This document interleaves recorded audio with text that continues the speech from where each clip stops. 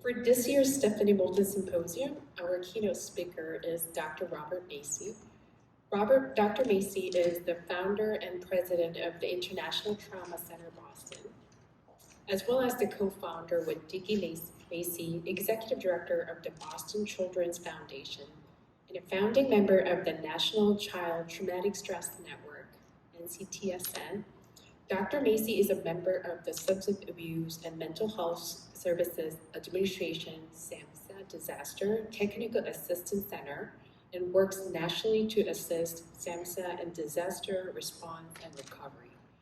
Dr. Macy is a tireless pioneer in the field of psychological trauma, psychosocial recovery, and resilience in research, interventions, and violence prevention initiative for children, youth, their families, and adults in their community exposed to traumatic events, including large-scale disasters, terrorist events, and political, school-based, community, and armed conflict violence. In addition to being our keynote speaker, Dr. Macy will also moderate our panel discussion later this afternoon. Please welcome Dr. Robert Macy.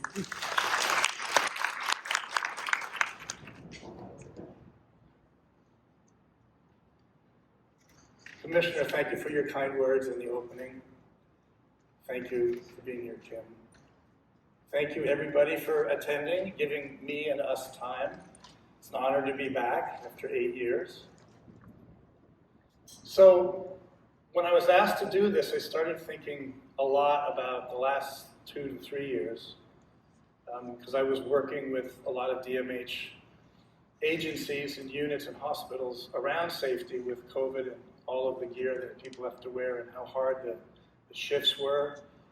And one of the things I learned from them, including doing work with them from 11 p.m. to 2 a.m., which is more of a young man's game, but I really wanted to be in there and to just see what they had going for them and what they were facing. I learned a lot. And one of the things that struck me is that to be safe requires this reciprocal environment between not only the caregiver and the client, obviously, client and client, obviously, client to caregiver, but your connection and your reciprocal understanding of who you are in the work. So part of today's theme is requiring you to think a little bit about how to be courageous in having some self-reflection, which I think as care workers, the last thing we do is want to talk about ourselves or worry about ourselves. And we always say yes, really to everything. And in the last 2 years, I don't need a show of hands, but how many of you said yes to things you knew you couldn't do, but you said yes because you'd get to them at some point? Yeah, all of us, from the commissioner down. And I worry about that because I think we end up at, many of the clients I've worked with who work in DMH end up at 2 a.m. in the morning worrying about what they didn't get done, or a patient or a client that they weren't sure if they did the right thing. And God bless you, God bless us for doing this, but to the point of how we stay resilient and how we stay in the work, we do have new neuroscience, which I'd like to run through, that suggests that looking inwards is actually the first step towards safety. So, can we build this?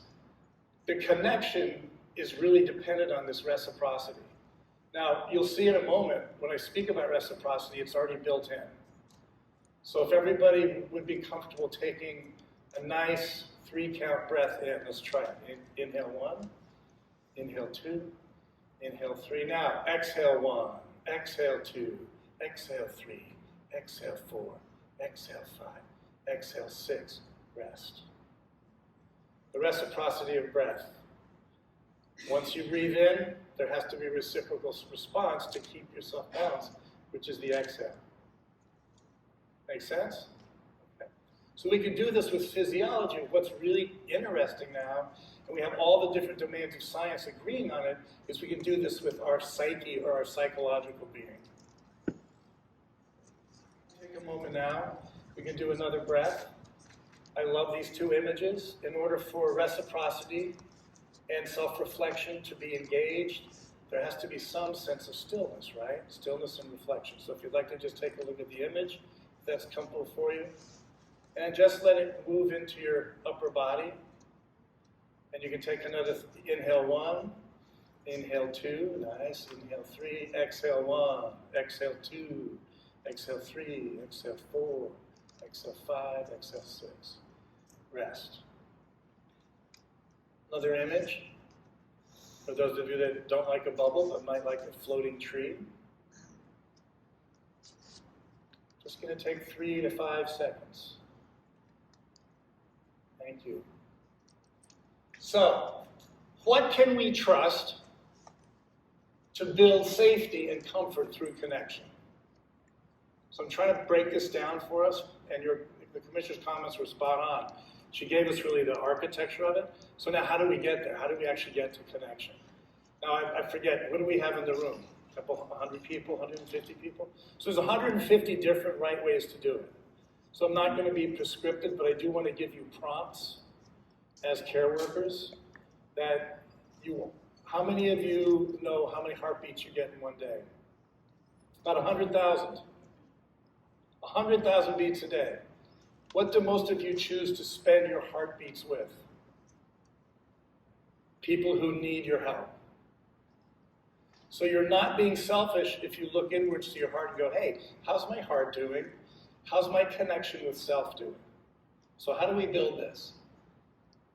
Turns out the human brain, and by its extension the body, is built to tell stories and to witness stories. And we know that probably one of the, if not the most profound way to connect is through story. So there's a narrator and there's a witness. And you can get very deep connection and deep understanding. It turns out that our survival is dependent on the telling and witnessing of our stories. So I'm not trying to just be poetic or dramatic, but I'm going to give you the science behind it, because our brain came to where it is today because of the language acquisition and the language expression. So we're basically the primate that tells the story and listens to the story. And that is how we survived. So in other words, birth rate's important to survival, but deepening connections is how we continue to stay on Earth and move forward. The spaces in which these stories are held requires the practice of collaboration, cooperation, and co-regulation. We'll dip into this a little bit more. But it turns out that coercive measures at any level, using restraint, coercion, seclusion, isolation, lessen connection, deepen the potential for violence, and deepen the potential for the individual or the group to become more and more alone. And humans in isolation and alone do not do very well at all. So what I'm going to suggest, and I'm going to remind you of our little safety guideline, and I'll check in, and I'm going to ask you at your tables, if you would like to check in, you can just say pass if you don't want to. But this is this was actually a protocol that Dr. Sandra Bloom developed in the 90s in her inpatient units in New York and Pennsylvania, starting with the staff, because there was just so much anxiety and so much, people were just getting spun up. So she realized that when the staff went onto the unit, they were so spun up, they spun up the clients even more. Nobody's fault. It's just how our human nervous system works, unless you can tap into reciprocity and stillness and reflection.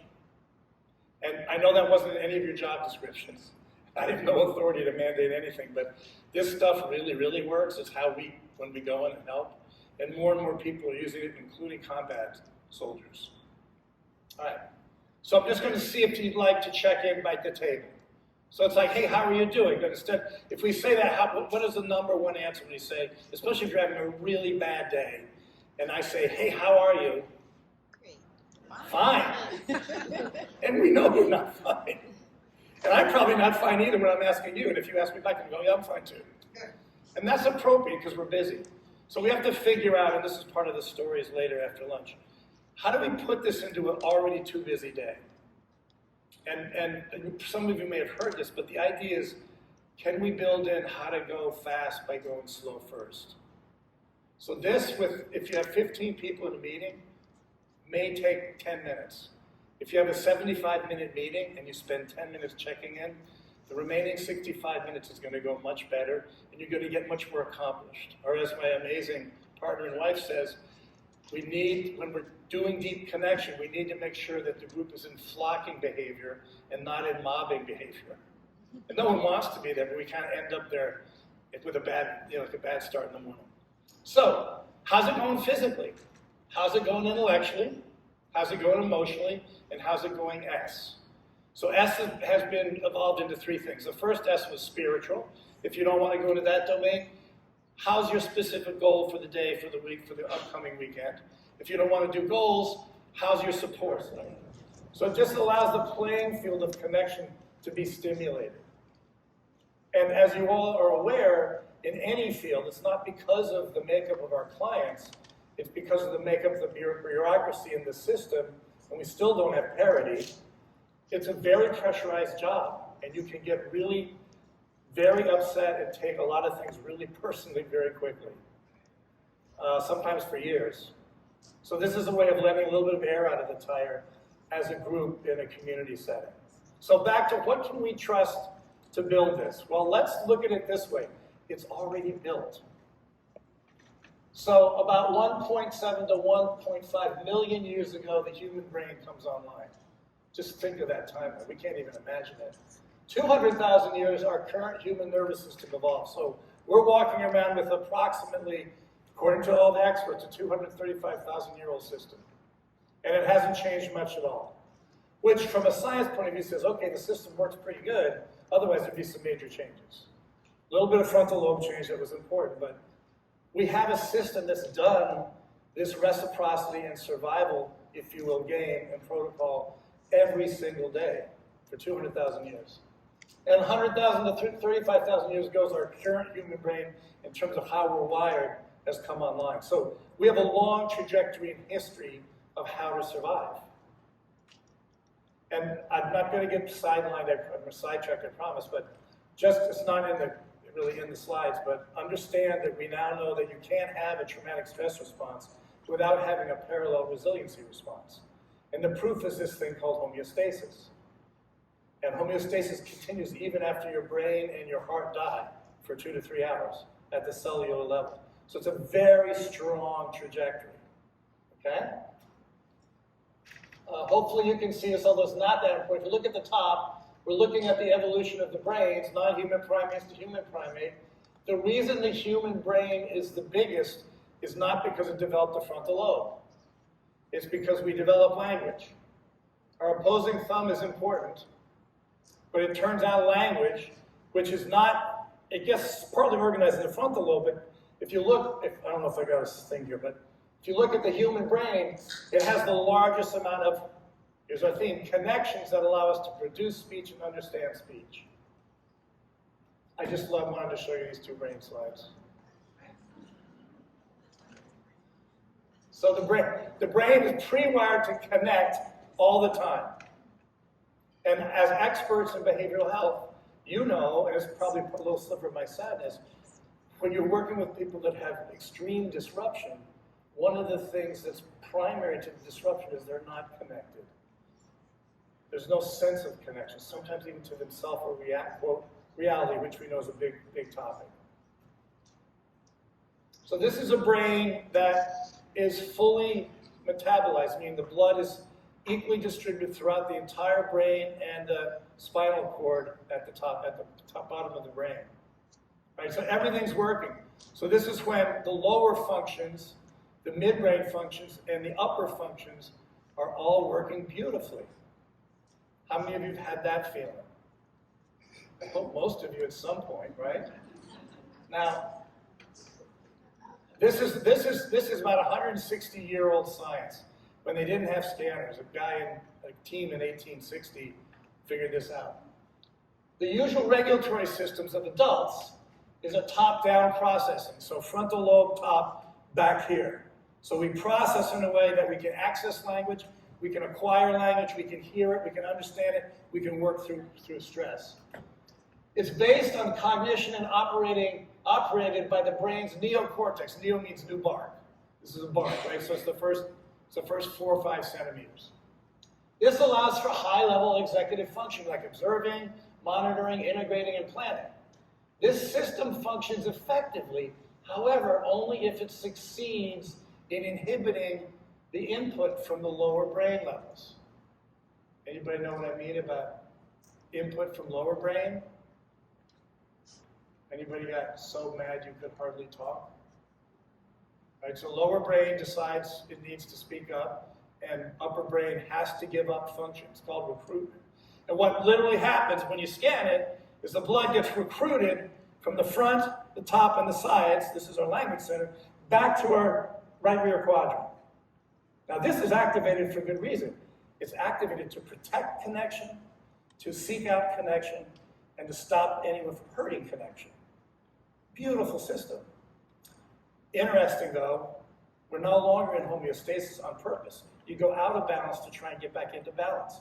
So now we don't have any language. Some people have called that speechless terror. So here's a brain that's more activated to the rear in order to survive. And it's not, unfortunately, it's paradoxical that sometimes survival does not require language when you get to that point, when your heart rate's at 120 beats a minute. And we all know, if any of you have been there, right, where you get so mad that you're ready to do something, not necessarily physical violence, but, and as you get older, you go, you know what, I'm just going to walk out, because if I hit send, it's going to be a problem, right? And so you go out, you walk down the hall, you get re-energized with your big leg muscles, the oxygen starts to move more, blood starts to come back to the front of the brain, and you go, oh, I should have said that. I'm going to go talk to that person, right? Think about this when we're with children or adults who are extremely distressed. Saying, using your words is really not a great strategy because they don't have words. And they get more terrified that they don't have words because they can't say what they're experiencing.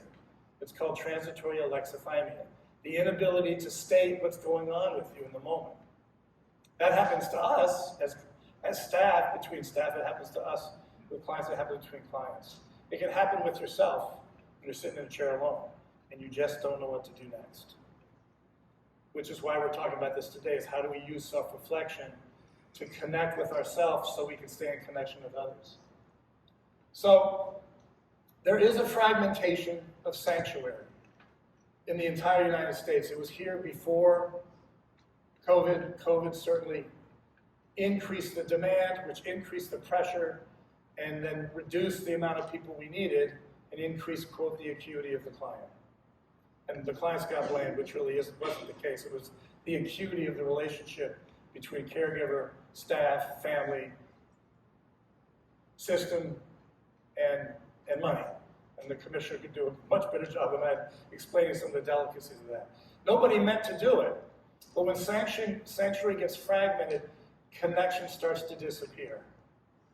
And people start operating a lot of times from a mobbing behavior, they don't mean to, where they don't have distributed blood flow. So they're operating a lot of times from a very old part of the brain. And once you start doing it, you almost think that you have to be at that level of stress in order to do your job. In other words, your brain and body get conditioned to that high rev level. So you're walking around the whole day at 90, 95 beats a minute. You don't know it, you don't mean to do it, and you're not a bad person. And there's nothing wrong with you, but something's happening to you. And it's this pressure that you can't get it done enough. They're going to ask you to do more. How am I going to get this all done? How do I make sure I don't drop the ball? So what happens with organizations who never mean to be trauma organized, this is Sandra Bloom's work, so it's organizational trauma. And it certainly happens in our field. And now everybody has looked at it, from military psychologists to epidemiologists. So it's no longer a theory. This is what happens to us. We're at higher risk of having secondary trauma from doing our work. Again, we're not bad people. So it's something that we want to continue to gently, go slow to go fast, think about. So with staff and leadership, basic safety and trust start to fragment. Loss of emotional management, which really means you don't feel your feelings. You keep pushing them down. And then your feelings feel you, and you become your feelings, and you get more isolation, you get more repulsion. Problems with thinking through things, which means you can't really solve problems because you're not doing solution generation. You're spun up. communication problems, lack of language, problems with authority, which is huge. And then when authority is challenged, the authority tends, because that's how they've been trained, to use coercion, restraint, seclusion, isolation to try to calm down that which is being upset, which increases the trauma organization. It increases a confused sense of justice. What's just anymore? And then perhaps they're all, I think, equal in a way, but the last one I think is most powerful for today. When you're spun up like this, when you're fragmented or the system's fragmented emotionally, there's an inability to grieve. Therefore, there's an inability to anticipate and look at the future. So the future becomes foreshortened from the big boss all the way down through the organization and the clients. Now, this sounds like a lot to tackle, but we do know we have the science. I just showed you, that's what I did at the beginning. The check-in is one way to start to tackle this. Calming down your body, calming down the sense of the group in the room so blood flow is fully distributed, and then just checking and say, okay, how are we doing really? Obviously, I love this Larson one. This is not meant to be pointed at anybody. This is what happens, right? And I showed this to a group of middle schoolers who were bad kids, so to speak. And I've heard a lot of comments that usually say, okay, what do you see? What's going on? This kid said, and there's an exception, he goes, no one's looking at anybody else. Everybody's looking away. We were talking about connection. All right, so who's helping who here? None of us mean to get here. What I'm leading to is back to how do we build sanctuary? How do we build connection? I love this. I love firemen. I work with them all the time. I have permission to show this. What's going on here?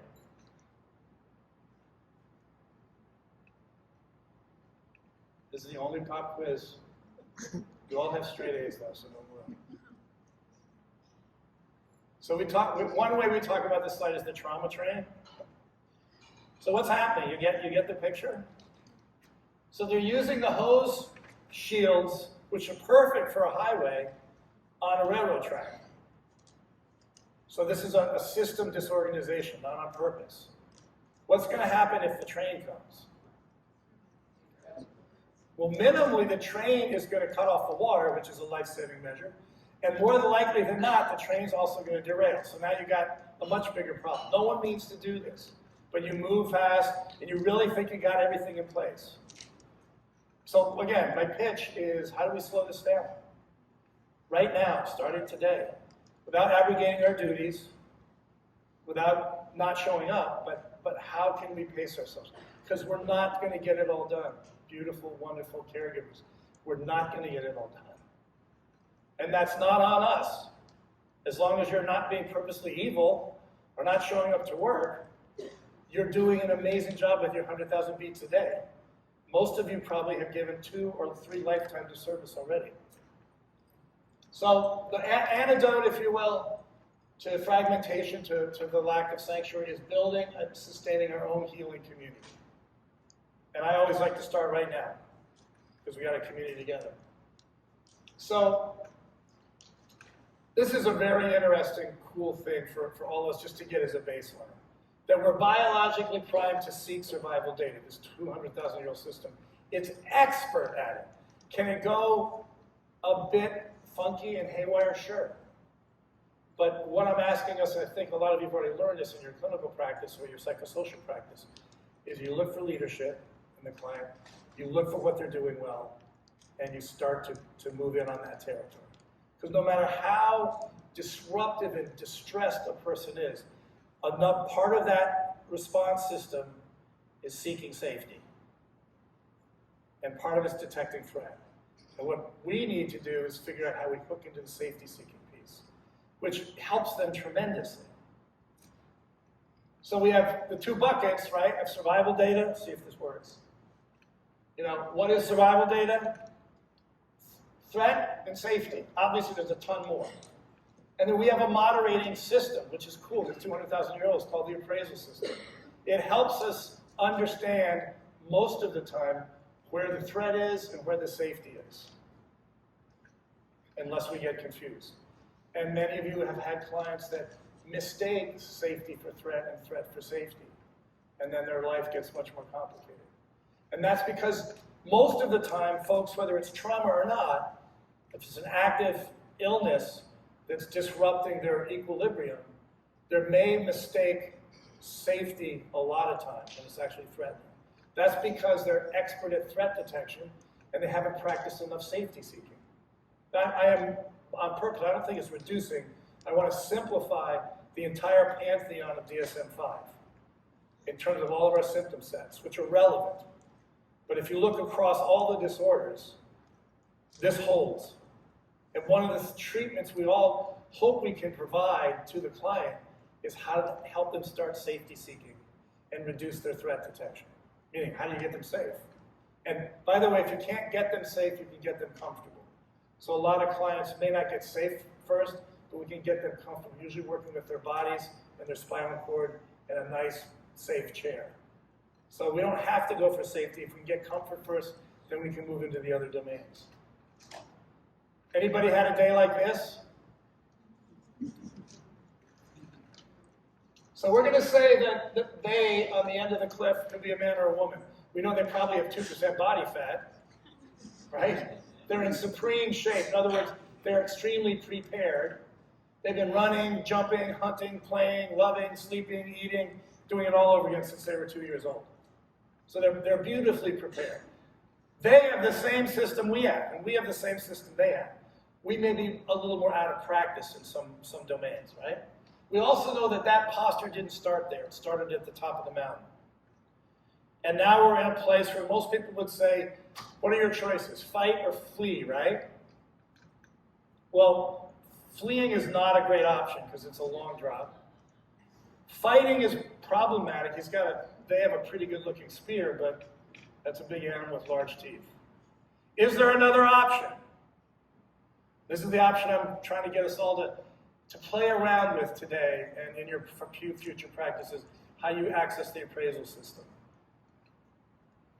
Right? Epinephrine or adrenaline comes on first. It's from the adrenal cortices. I know there's got to be some nurses in the room. Where is the adrenal cortex located? On top of the kidney. Now, why would the design team put part of our brain on top of our kidney? So there's no travel time. Immediate diffusion.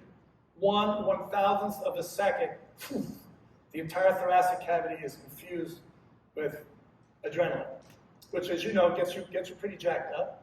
If that wasn't enough, they added cortisol, which comes from an old part of our brain, to actually even make us more threat detecting, more prepared to do what we need to do.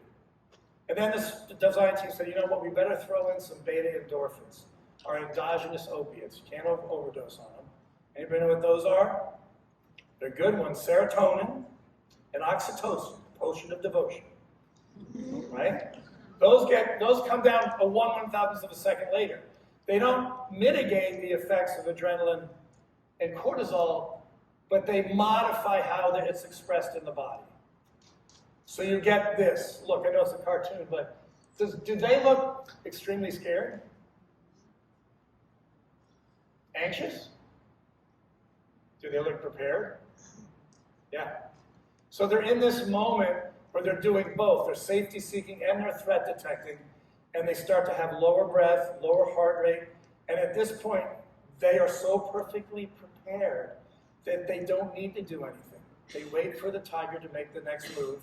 When the tiger makes the next move, they take the spear and the shoulder and throw the tiger off to the side of the cliff. So you can fight, you can flee, or you can do Tai Chi. And that's what we're talking about here. This is hooking into the appraisal system, which is built 200,000 years ago. Brain, spine, and then this system, which is the dorsal and the ventral system. One's old, one new. It's called the polyvagal system. Most of you have heard something about this. Pretty extraordinary system. It's responsible for what's called the qualia. So compassion, love, patriotism, faith, hope. Pretty powerful stuff. And it comes from the brain gut just below our belly button. That's the terminus of the polyvagal. And when this turns on, the frontal lobe can't really argue. You know, what's a good example of that? Anybody ever fallen in love? Sometimes against your better judgment, or so you think. I'm being somewhat humorous, but right? When that takes over, when hope or when compassion takes over, it's another type of suffusion. All right? part of the appraisal state. So this is 100 years of science. In the last 3 years, everyone that was arguing is now saying, yeah, I think we're all right. Our biological imperative is to deepen social connections. When we do not survive. And again, the commissioner summed up very nicely in 2 sentences at the end of her talk. There's so much research done on this. But it's gotten to the point where if you want to survive, there's lots of things you have to do, including eat. But Maslow's hierarchy has been deconstructed. It turns out connection, and in some indigenous and tribal cultures, connection with spirit is way before housing and food. I'm not trying to disrupt the world order, but I just want to have you all think about that in terms of both your practice with yourself and with your clients.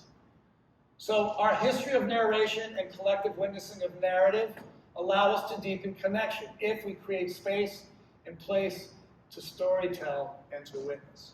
So just, oops, the slide always does that. So I'm not going to belabor this. I just want to show you this is Bonanno's work. It's now been replicated, really breakout research in 2011. Basically, this slide says one size don't fit all. There are at least 4, he would now say 18 trajectories for what's called, let's see if this little clicker works. I don't think it does. Potentially traumatic event, and I like to just introduce that if you're not familiar with it. Events can traumatize people, but we want to try to think of them as potentially traumatic events because humans do have built-in extraordinary resiliency responses as well as trauma responses. So if us as a staff, a guide, a healer, a psychosocial specialist trying to guide someone that's disrupted and overwhelmed, we want to be looking for the part of the system, not ignoring the trauma response, but what part of the system is already leading into some sort of resiliency. It's almost always there. Exceptions are people that are extremely disrupted because of substance abuse, homelessness, and usually major violence against them. Then that's a much harder piece. You have a timeline out to 2 years. This is Bonanno's words, I don't change them. Health to dysfunction.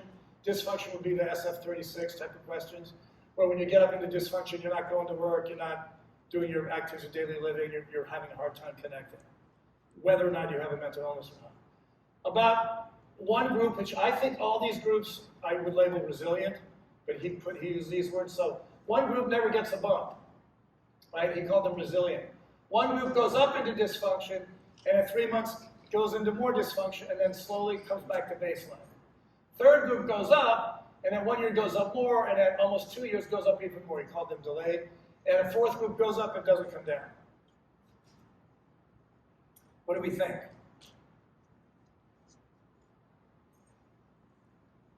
So my first thought, honestly, was I wonder which group I would be in, honestly. And my second thought was, I wonder if any of these people got any interventions, which I think is a pretty germane question, right? And also, I'm afraid to tell you the next part, but because you already have too much on your shoulders. But so I'm being a privileged white male, overeducated. I got to Bonanno, who was a great guy, and my professor, who gave me his number, said, "I know what you're going to ask me, Macy." I said, "What?"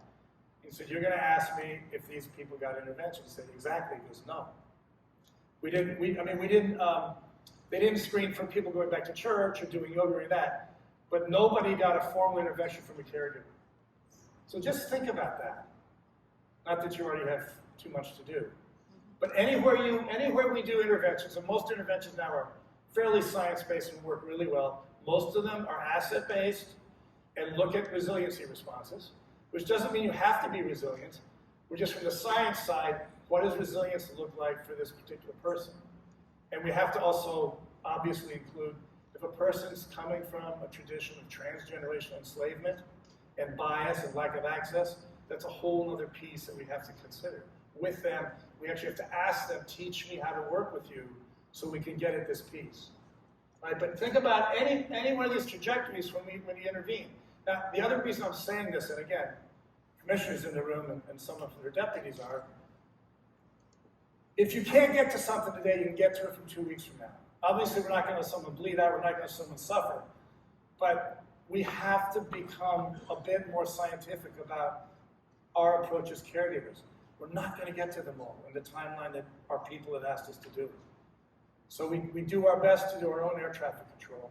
And I'm asking you to think about how you're going to feel good about yourself and not feel like you are a deficit. And this helps. I have done with amazing people that brought me in New York at Mount Sinai, we've done trauma work with Auschwitz survivors 40 years after they were let out. And their PTSD came on 40 years later. It works, right? So we don't have to have everything be an emergency. Speaking of that, this is Viktor Frankl, and I added some words at the end. Forces beyond your control can take away everything you possess except one thing: your freedom to choose how you will respond to this situation. You cannot always control what happens to you in life, but you can almost always control what you feel, how you react, and what to do about what happens to you. Admittedly, it does take practice, and we can build that practice, especially if we can kindly and gently ask ourselves the question, am I worthy of survival? Are each of you worthy of survival? Your immediate answer is probably yes. But when we go into this idea of self-reflection, how's your self-worth? How's your self-love? How are you doing? And that's a deeper, very personal question. When we don't ask that when we're doing the PIES check-in, but the PIES check-in serves right away to say, okay, where are we at today? Now, when I say you can almost control what you feel, what do I mean by that? Can you control your feelings? I mentioned that earlier. The only way to control your feelings is to pick a time, space, place to feel them. I use movies, I use nature. So when I'm on scene, I'm not blithering crying, which just doesn't mean I've messed it up, but it's not appropriate because now someone's got to do psychological first aid on me. Right? That's my job. So when do you feel your feelings? And we know, and all of you know as feeling specialists, if you keep shoving them down, they're going to come up when you least expect it, and they basically hijack you, and now your feelings are controlling you. So where do you find time and space and place to actually feel your feelings? And being hopefully funny and honorific to you, the hardest part is going to be finding time, because you're just too busy. But it comes back to bite you later. So get that time, either alone, with another person, the movie, the nature, your dog. You need a plan for that. So this is 55 years now of research. Stephen Hopful, sorry Steve, I didn't put it on the thing. Amazing guitar player, sociologist, brilliant guy. Came up with the 5 fundamental components of early intervention, or what I also sometimes call the safety wheel. And there are 4 components of psychological safety, so a lot of good work's been done on this. The first component, actually, of psychological safety is inclusion. Check that out. Okay? Collaboration. So safety, and I didn't add to the original research, but I mentioned it. Safety and comfort when I had the honor, and tough couple of weeks, but I was learning how to work with torture victims. You can't really get them safe right away, and that's smart. They're smart. They're not going to be safe. They feel like their bodies have betrayed them. They're in a new, different space. But we could get them comfortable in a chair. And the comfort allowed us to start getting them to calming protocols. Comfort and calming, or safety, comfort and calming, gets us into connectedness. So another tool for you to think about, I think this is also in your handouts. If someone's disconnected, we can't start with connection. This is an algorithm that all the think tanks have agreed on. We start with trying to build safety and comfort for them, with them taking a bit of a lead, especially ethnoculturally and gender-wise. All right? Then we can get into calming protocols. We did a 3-6, we did 2 3-6 breaths, a very simple calming protocol. We can extend that through training. That can lead to connectedness, and here's what's so interesting, which is part of the theme today. You get the client, or the client gets themselves with your guidance, more connected to themselves. In order to, as the commissioner said, being able to connect with the caregiver, which increases the safety. Once you get those, humming, safety, comfort, calming, and connectedness, this is a huge piece I just mentioned for you all as caregivers, a sense of self-efficacy. So self-esteem is when a venerated elder or teacher says, God, you're doing an amazing job. Self-efficacy is when your peer says, you are doing an amazing job, especially given what you had to go through. That turns out to be the piece that changes the immune system functioning. So self-efficacy, when peers honor you and say you are doing a great job, your immune system gets a health boost. That's the level at which it goes. Once you get all that humming, you get hope, which is part of the polyvagal system. So it's actually generated by our nervous system, which is very cool, right? What I'm going to say, and if you've done it, forgive yourself because you didn't know. What the science says, if someone starts as a person, it could be a person in your family or one of your clients, I've given up hope. I'm not hoping anymore, and I'm not going to church. God's forsaken me. Whatever that is around the hope piece. We now know the last thing you want to do is say, oh no, whatever you do, you don't give up hope. It's the most important thing. That actually drives them further away. Mm-hmm. So when you hear someone say, I'm hopeless, I'm giving it up, I can't stand this, and maybe we have to do a suicide assessment. Now, I wouldn't do it right away, but I would start with safety and comfort building. Hey, would you be willing to talk to me for a couple of minutes? Even if they know you. Do you feel safe and comfortable here in the room with this chair, or would you like to go somewhere else that might be more safe and comfortable for you and your body? So I immediately started a story. My client's the witness, and then my client tells a story back. I hate this room. I don't want to be in this room. Can we go somewhere else? Boom. Connection started, languages started, we've got a pathway. As opposed to, my God, you can't give up hope. So I mentioned this a lot. I just want to say it again. I know that you all know it. We've had Sandra Bloom here. I know that I've been with DMH since 1990. I know we keep working through different protocols to try to reduce violence. The thing we know, which is very difficult, is how do you reduce the use of coercion, restraint, seclusion, isolation in all of your attachments? Not just with the client. We would say starting with supervisor, supervisee, with leadership to direct reports, with peer-to-peer in the staff. If I want to get someone to do something, that's an attachment scenario, it's a connection scenario. How can I do that without using coercion, restraint, seclusion, or isolation? It's a very, very tough, it's a tough ask. It's not a tough do once you start practicing it. And again, you have to practice with yourself. So are you using coercion, restraint, seclusion, isolation on yourself? So I work with EMS services all around the place. And I do this as part of the training. And one guy in the back goes, yeah, an example of isolation is you go home and drink half a bottle of vodka after your shift. I didn't put that in his head. I'm not saying that's what we all do, but what do we do that's actually using these to disrupt our attachment to self? For us, it could be COVID, exhaustion, so much pressure that we just stop connecting. We just can't stand it. We have too much connection at work. So how do we think about that now so we don't get isolated? Or are we doing that to ourselves? Are we doing that to our loved ones? Some of us are parents. You've all been parented. Again, it takes an act of courage every day to look at this. How do I reduce it? I want to deepen my attachment, but it's not going to happen. You think you're deepening your attachment by using coercion and restraint, but it's actually starting to separate the attachment. Okay. So, healing community begins with self-reflection. These are evidence-based approaches. I'll show you one before we stop.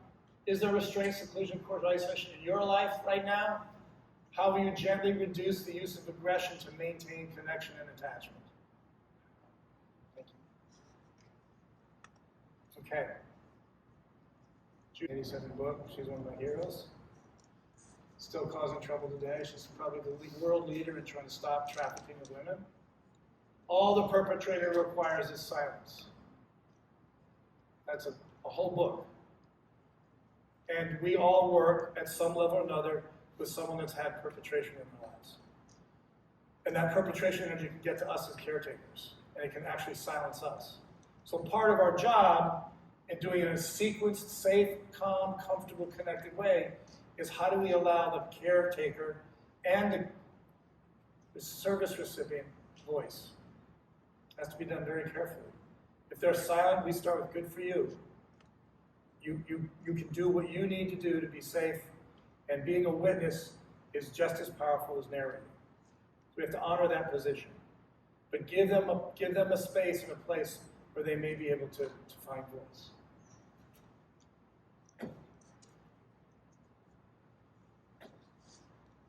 This is a lot for today, and I've only got 5 minutes. I'm going to move ahead, but it's so important to look at. This is Sandra Bloom's work, what we call the reenactment triangle. So if you're a rescuer, and we've all been there, you tend to be a martyr, harried, you guilt trip yourself and others, and you have the sense that only I can help them, and only can do it.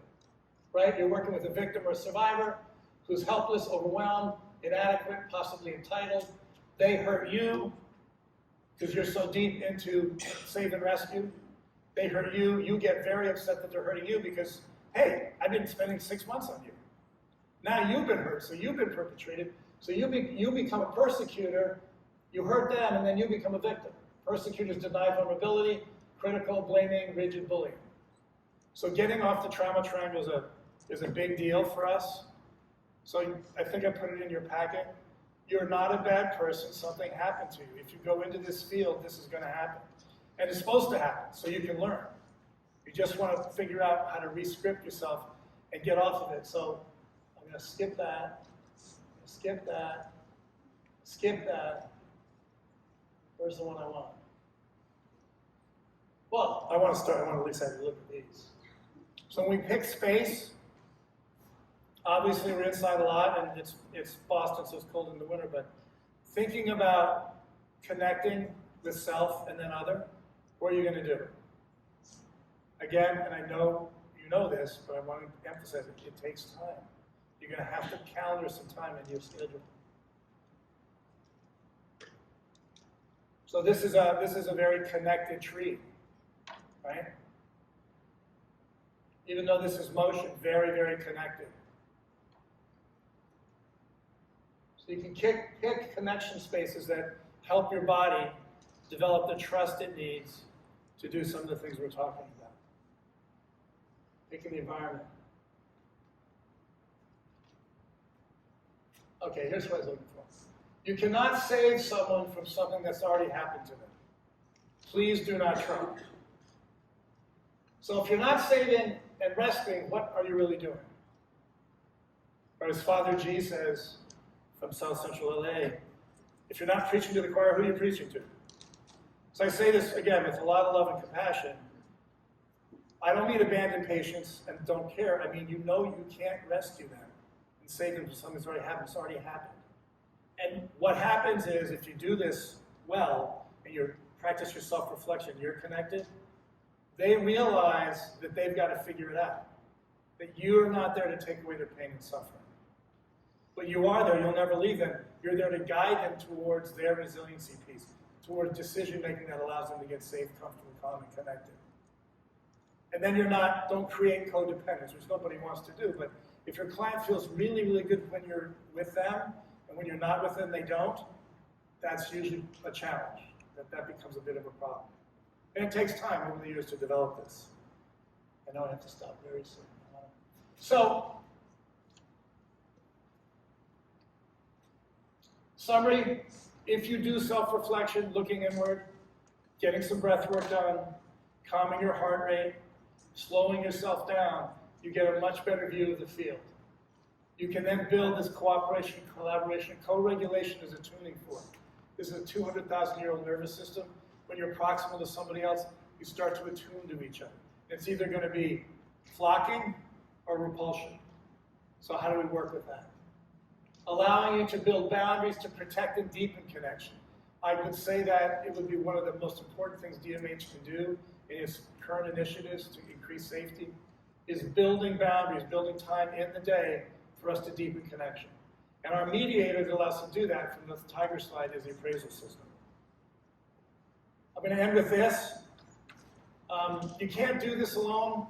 The building connections to self first and then other. You need a team. So here's who we usually suggest to be on your team. And this is used by emergency medicine, combat soldiers, FBI agents, really anybody that's in a high stress job like you guys. Primary care doc, get the one you like. If you don't like your primary care doc and you don't want to go to them or him or her, you ain't going to go. And that's a problem. I get 4 physicals a year. 3 are wellness checks, so the insurance company pays for them. Just look under the hood. Primary prevention, right? Detecting inflammatory processes. Other body healers, whoever you like. Again, this takes time. The things the docs can't do. Fascia connection tissue therapists. These are the new PTs. Most PTs are now PhDs. They get to the soft tissue, which we think is where the trauma memory is. It's really, and it's almost free. It's like $35 copay. All right. Again, said with compassion. If you guys are doing counseling and therapy with clients, why wouldn't you have someone helping you? And the way I look at it, at my advancing progression in age, is when I go to therapy, the therapist is helping me mine, like gold mine, my own intuitive wisdom. It's not like there's something terribly wrong with me, but I can't get it, the wisdom that someone outside of me can guide me towards. So do it, even if you do a 2-hour session once a month. And then, really cool research from end-stage breast cancer, but basically, who are your friends? What we call the compassionate friends. And what you do is you make a list of all your friends, okay, everyone, everybody you can think of. Maybe you have 20, 30, 40. Then gently with a pencil, cross off all the people on the list that owe you money. Cross off all the people on the list that you owe money to. Cross off the people, not permanently, because they're all appropriate social connections, all the people that would just fall apart if you weren't their friend. You'll end up, if you're lucky, with 2 to 5 people. And the way you know they belong on the list is you look at the name and you say, that person really loves, trusts, and respects me. That person would walk across the desert for me. Not, oh, I really like that person, but who really loves you? Who would sacrifice for you? And you call that person up who you probably haven't talked to in a couple of weeks or months. Say, you're on made my short list. Can you take me out to dinner and a movie tomorrow? So, okay, I've got to stop. The research shows that when you're with people like that, you get this huge immune system boost. The social connection deepens, and as the commissioner said, depression, anxiety, the whole worry syndrome just goes away. So you have to work the connections, right? Thank you for your time. Thank you for listening. Looking forward to working with you afternoon.